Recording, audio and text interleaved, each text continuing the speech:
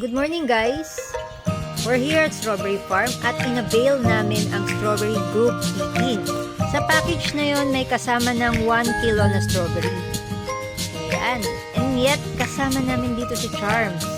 Habang nag-group picking ang mga anak ko at si Papa, nagpipicture-picture muna ako. So ayan, picture-picture muna. Tsaka video. Ayan. So kailangan namin maha 1 kilo. Tapos after nyan, ikikilo yan ni Kuya. So, ayan.